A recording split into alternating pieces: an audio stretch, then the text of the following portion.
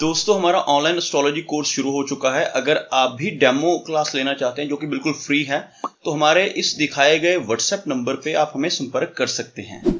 अब हम थोड़ी सी एक बेसिक इंफॉर्मेशन आपको देने जा रहे हैं प्लैनेट्स के बारे में। एक कैबिनेट है प्लैनेट्स की, जो हमारे 9 ग्रह हैं। ये एक कैबिनेट है, यानी इसमें पूरी सत्ता है। जैसे कोई भी राज दरबार होता है, राज दरबार के अंदर राजा रानी, जो वजीर हैं, और उसके अलावा बाकी के जो भी लोग वहां पर उपस्थित होते हैं, उसी तरह से ग्रहों की ये कैबिनेट है। तो उसी अकॉर्डिंग ये जो कैबिनेट में प्लैनेट्स आपको नजर आ रहे हैं, ये अपने फल देते हैं जैसे जैसे इनको रोल मिले हुए हैं इस कैबिनेट में। जैसे सन को किंग कहा जाता है, सूर्य जो है वो राजा है। तो इससे हमें क्या समझ आता है? जिस इंसान का सूर्य कुंडली में स्ट्रांग होगा, उस इंसान की नेचर रॉयल होगी। ये चीजें आपको बेसिक से समझ आनी शुरू हो जाएंगी, क्योंकि जो इंसान एक रॉयल लाइफ जी रहा है, या उसकी जो नेचर है थोड़ी सी इगोइस्टिक भी हो सकती है, क्योंकि राजा जो होता है वो किसी के सामने झुकता नहीं है। राजा की जो नेचर होती है वो ऐसी होती है कि वो सबको अपने अंडर देखना चाहता है, डोमिनेट करना चाहता है, जो भी सही मायने में राजा होगा। तो सूर्य को इस कैबिनेट का राजा कहा गया है। तो इस सेंटेंस से या इस उपाधि से आप समझ सकते हैं कि जब भी हम सूर्य को स्टडी करेंगे, किसी की कुंडली में भी या जनरल स्टडी भी करेंगे, तो सूर्य को हम हमेशा अपने माइंड में हमारे माइंड में एक चित्र बनेगा राजा का। यानी कि जब हम सूर्य के बारे में पढ़ रहे हैं तो सूर्य राजा है, गवर्नमेंट है, जो भी जिसके पास पावर है।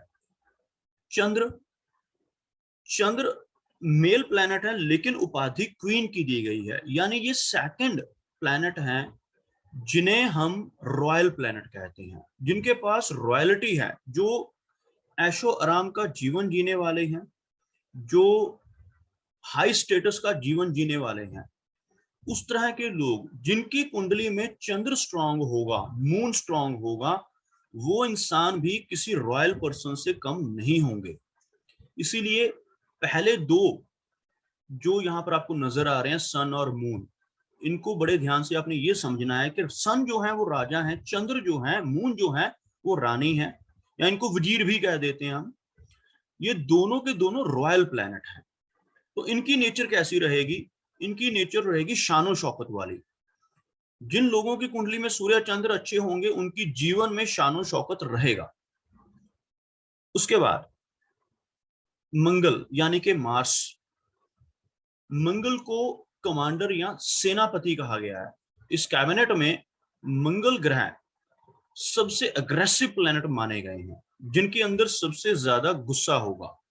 अग्रेशन के मामले में, पावर के मामले में, ताकत के मामले में हम मंगल देखते हैं। किसी इंसान ने पुलिस की जॉब करनी है, मिलिट्री की जॉब करनी है, सिक्योरिटी में किसी तरह का काम करना है, या कोई बॉडी बिल्डर बनना चाहता है, या कोई ताकत हासिल करना चाहता है, उसकी कुंडली में हम मंगल को चेक करेंगे। मंगल हमें एनर्जी देते हैं। जिनका मंगल स्ट्रांग होगा वो सेनापति की तरह बिहेव करेंगे। मंगल ये ऐसे सेनापति हैं जो कभी हारना नहीं जानते। मंगल के बारे में ये कहा जाता है, मंगल कुंडली में जिस घर में बैठ जाते हैं, उस घर में वो जीतना चाहते हैं। इसीलिए जिन लोगों के सातवें घर में मंगल होता है, या सातवें घर को दृष्टि मंगल की आ रही होती है, उनको हम मांगलिक कह देते हैं।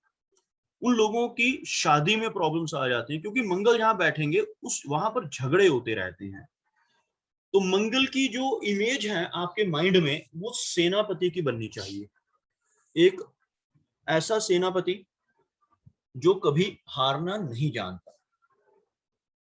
उसके बाद मरकरी यानी कि बुध, बुध को यहां पर प्रिंस की उपाधि दी गई है।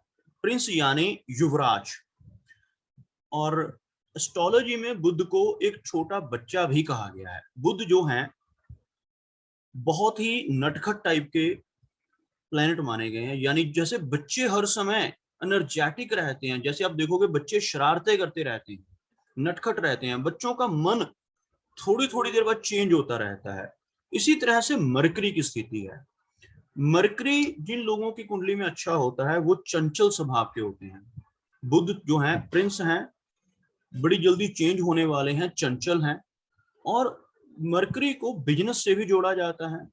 मरकरी जो है बिजनेस के कारक प्लैनेट भी हैं। तो मरकरी का जो रोल रहेगा हमारी इस कैबिनेट में वो प्रिंस का रहेगा। जैसे जैसे हम आगे बढ़ेंगे इनके बारे में आपको और इंफॉर्मेशन मिलती जाएगी, तो आपके जो कॉन्सेप्ट हैं वो और क्लियर होंगे। उसके बाद दो ग्रह यहाँ पर मिनिस्टर्स लिखा हुआ है, आपको नजर आएगा, जिसमें बृहस्पति और शुक्र हैं, जुपिटर एंड वीनस। बृहस्पति जो हैं वो देवगुरु कहलाते हैं, गुरु कहलाते हैं। इनको जो उपाधि दी गई है मिनिस्टर की दी गई है। ये ज्ञान के प्लैनेट हैं, नॉलेज के प्लैनेट हैं। सभी को नॉलेज देने वाले बृहस्पति यानी गुरुदेव हैं। आपके जीवन में जो भी लोग आपके लिए गुरु की तरह काम करते हैं, आपको शिक्षा देते हैं, जैसे स्कूल में आप पढ़ते हो या किसी से ट्यूशन आप लेते हो, किसी भी तरह से, या इवन मंदिर के अंदर जो पंडित जी होते हैं वो भी बृहस्पति के अधीन आते हैं। तो बृहस्पति की जो इमेज है आपके माइंड में वो एक बहुत ही डिग्निफाइड इमेज होनी चाहिए। बृहस्पति बहुत ही डिग्निफाइड प्लैनेट है। इनको हम शुभ ग्रह कहते हैं, सबसे ज्यादा शुभ प्लैनेट बृहस्पति हैं। नव ग्रहों में सबसे ज्यादा अच्छा बृहस्पति को माना गया है। जिनका बृहस्पति अच्छा होता है कुंडली में, उनके जीवन में हर तरह की सुख सुविधाएं आ जाती हैं। उनकी पूरी की पूरी कुंडली को अकेले बृहस्पति संभाल सकते हैं। तो नॉलेज के प्लैनेट है, ज्ञान के प्लैनेट बृहस्पति हैं। उसके बाद शुक्र यानी कि वीनस। वीनस को भी मिनिस्टर की उपाधि दी गई है इस कैबिनेट में।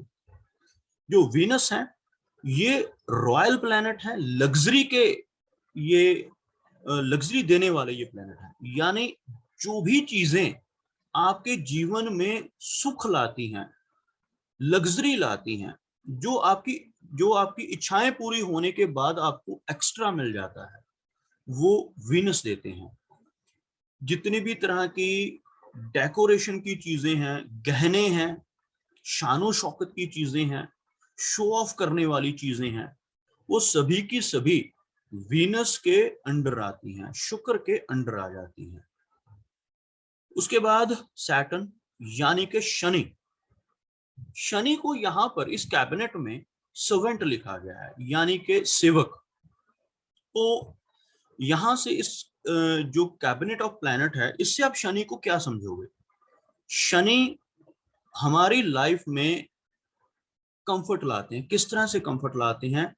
जितने भी आपको लोग सर्विस देने वाले हैं, चाहे वो आपके घर में काम करने वाली मेड है, चाहे आपको ऑटो रिक्शा में बिठाकर एक जगह से दूसरी जगह पर ले जाने वाला ऑटो रिक्शा का ड्राइवर है, चाहे आपके घर को बनाने वाला मजदूर है, जो भी लोग मेहनत करने वाले हैं, जो लोग मेहनत कर कर दूसरों की हेल्प करते हैं, लेबर वर्क करते हैं, उन्हें हम शनि के अधीन मानते हैं। सेवा का काम करने वाले सभी लोग सैटर्न के अंडर आएंगे। और शनि श्रम के प्लैनेट भी कहे जाते हैं। शनि की बहुत ज्यादा इंपॉर्टेंस है, और जैसे जैसे हम आगे बढ़ेंगे आपको मैं इनके बारे में और चीजें बताऊंगा। अब राहु और केतु ये दोनों नोड्स हैं, ना तो ये ग्रह हैं।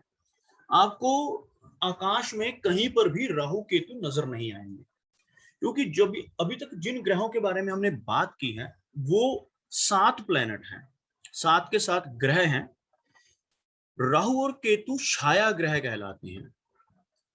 जो ऑर्बिट्स होती हैं, सूर्य और चंद्र जब घूमते हैं, जो सूर्य के आसपास हमारी प्लैनेट, हमारा पृथ्वी जो घूमती है और जो ऑर्बिट बनती है, उसी ऑर्बिट के ऊपर जब चंद्र घूमता है, जहां पर ये दोनों ऑर्बिट्स एक दूसरे को काटती हैं, दो इमेजिनरी पॉइंट माने जाते हैं। उन इमेजिनरी पॉइंट्स में से एक पॉइंट को राहु कहा जाता है और दूसरे को केतु कहा जाता है।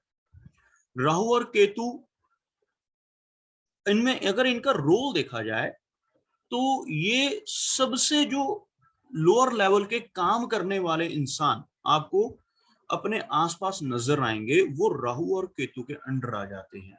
खास तौर पर जो सफाई कर्मचारी हैं, सफाई का काम करने वाले जितने भी लोग हैं, वो राहु और केतु के अंडर आएंगे। सबसे लोअर लेवल की जॉब करने वाले लोग इनके डोमेन में आते हैं। तो ये बेसिक कुछ इंफॉर्मेशन प्लैनेट्स के बारे में आपने देखी।